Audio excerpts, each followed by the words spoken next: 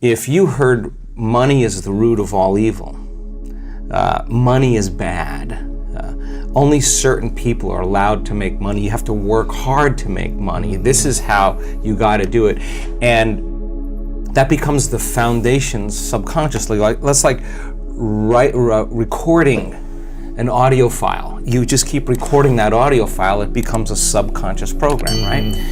So a lot of people have a relationship with money based on either what they've been told or what they've experienced in their outer environment, right? So you have an experience where you lose money, you have an experience where money's taken away from you, you have an experience where you don't have enough, you're living in a place where there's not enough money or a family that's not enough money, then the emotion that most people are living by on a moment-to-moment basis is lack. Like, I'm in lack of having something that I want, okay? Now, there's nothing wrong with that because the experience changes your emotional state, you freeze the frame, you take a picture. The problem is, that's hardware. So we think neurologically within the circuits of that past experience, and we feel chemically within the boundaries of that emotion, which would say, for example, be lack, right? Body is saying, I'm waiting for some external event to occur. I win the lottery. I marry the right guy. Whatever it is, that you're waiting for that event to occur. That experience produces an emotion. So the emotion then takes away the lack. Now people are, in a sense, waiting for the experience that's 10 years down the road or 30 years down the road to happen, to take away the lack of them not having it. And unfortunately, many times when the experience finally occurs, they can't enjoy it because they're too exhausted, right? So you play the game, you go to school, you study really hard, or you study on your own, you develop some skills, you make the right choices, you start saving money, you start learning from your mistakes, and then the game is how many things can you accumulate, and that accumulation then you associate with being wealthy or being abundant or being successful, right? And some people get really good at it, right? You can get really good at that. But for the most part though, when we create from three-dimensional reality, we're creating from lack and separation. In other words, you're driving down the road and you see someone driving a car that all of a sudden you realize that you don't have. The moment you become aware that that person has that car and you don't have it, you're in lack of having it, right? So what the brain naturally does is it naturally creates you driving that car. And you have an image of yourself driving that car and you start identifying, wow, that would be a greater experience for me to have.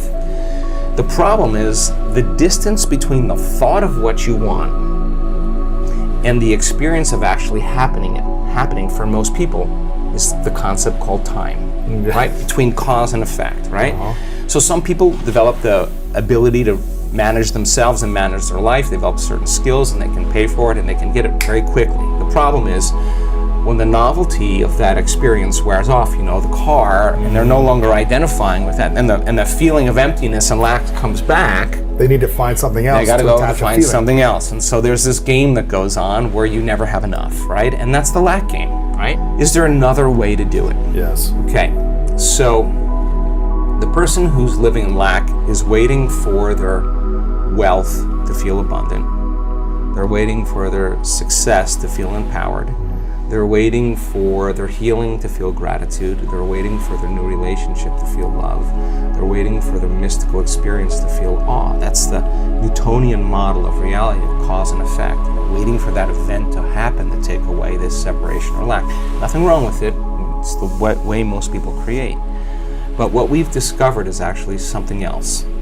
The moment you feel gratitude, your healing begins. The moment you feel worthy and abundant, you're generating wealth. The moment you're empowered, you are moving towards your success. The moment you're in love with yourself and you're in love with life, you'll create an equal. The moment you are in awe of life, you're going to have a mystical experience. And so that's causing an effect, right? And frequency.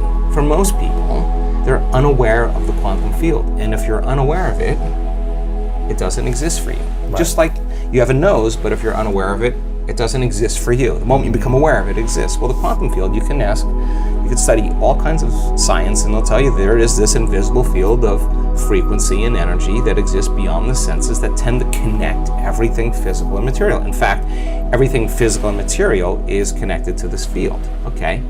So how do you get there, right? How do you get there? How do you get there? How do you get there? So we discovered that when you take all of your attention off your body and you are not paying attention to your emotions, your drives, your habits, if you could take all of your attention off of every element in your environment, your cell phone, your tablet, your computer, your car, your whatever it is, your bed, take your attention away from everything, every place that you live, where you sleep, where you work, and you're not thinking about time. You're not thinking about your schedule, where you need to be, or what happened yesterday. You can relax into the present moment.